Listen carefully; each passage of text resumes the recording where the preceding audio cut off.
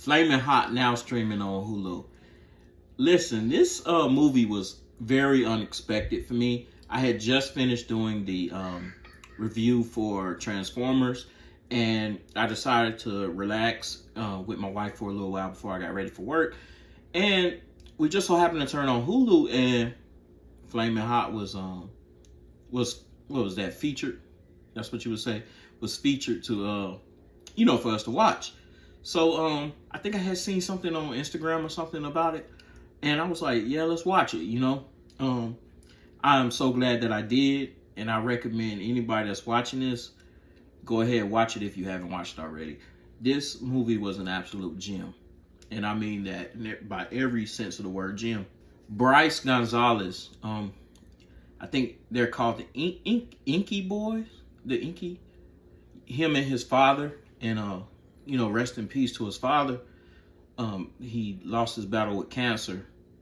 It was a brief battle, if I'm not mistaken. I think he had just found out the end of last year, maybe, I believe.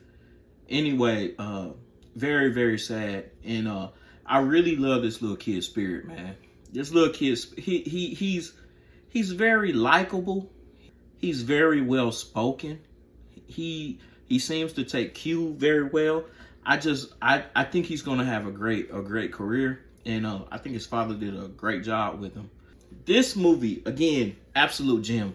I think my wife and I both laughed extremely hard, man, and especially in certain spots. I think that the cheating dad, and Love and Basketball, you guys know the Allstate man, Dennis Haysbert. I never knew that was his name. But anyway, it's the Allstate guy. You're in good hands. He was pretty good in here. Listen, so Flaming Hot is a story of Richard I'm gonna butcher this. Richard M. And Richard M. We're gonna say a troubled youth. His father was very rough on him as a youth, and he never felt that that love from his father.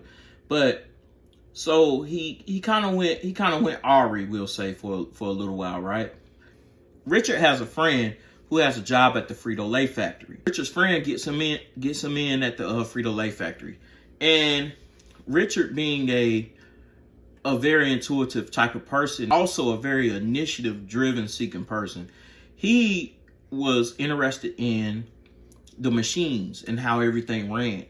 So he approached the Allstate guy and asked him, hey, listen, man, I just want you to kind of mentor me. And he did it.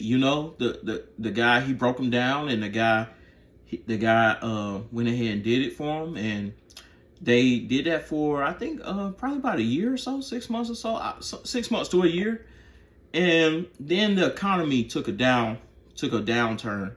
So being that the economy took a downturn, PepsiCo was seeking people to try to help the situation. And I don't think that they meant for them to do what he did, but they were just seeking people to take, more initiative and try to grow the company. So what he did, he decided that, hey, my community is a market that's untapped, and that's the Hispanic market.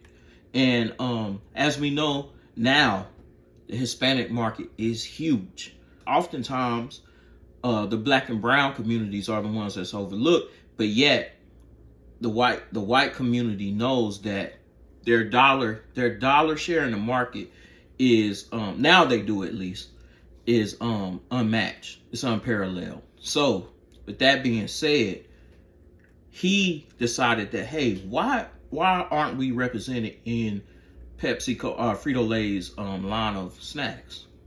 So he decided to do something about it, and thus, through trial and error, we come up with Flamin' Hot Cheetos, and everybody knows Flamin' Hot Cheetos.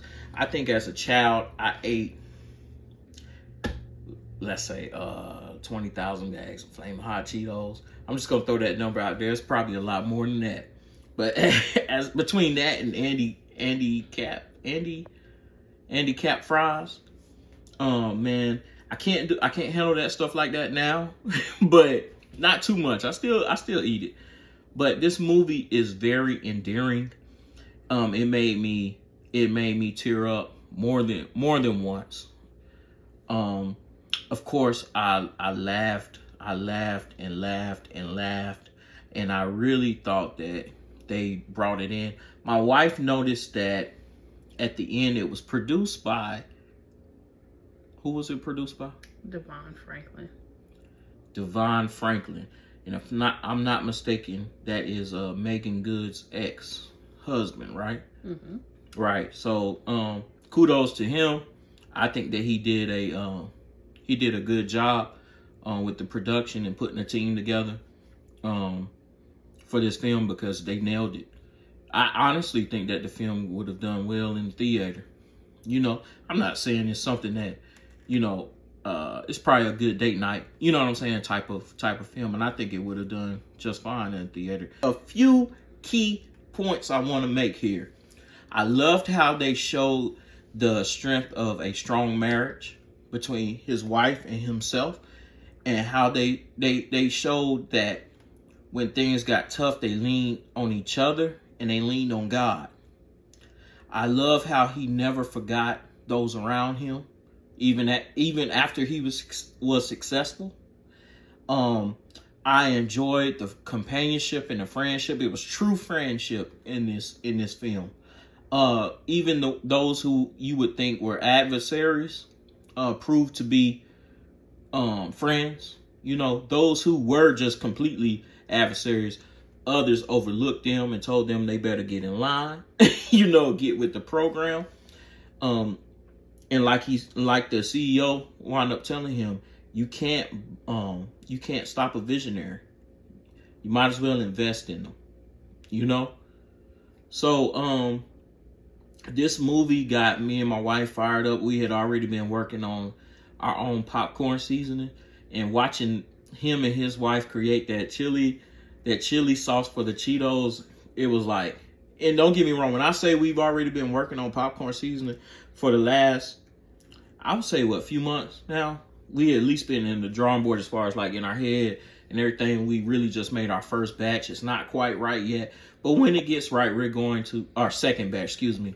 And when it gets right, we're definitely going to get it out there and I'll probably give out some free samples, man. Let you guys see if you like it. And the dream is to have it in some movie theaters, man, so you can enjoy it on your popcorn, you know, at the movies. So, hey, as always, like, subscribe, and if you really enjoy this, tell a friend, man. You know, that's what I'm asking now. Tell a friend about Enamored Podcast, as well as the Enamored Movie Review channel. Thank you so much.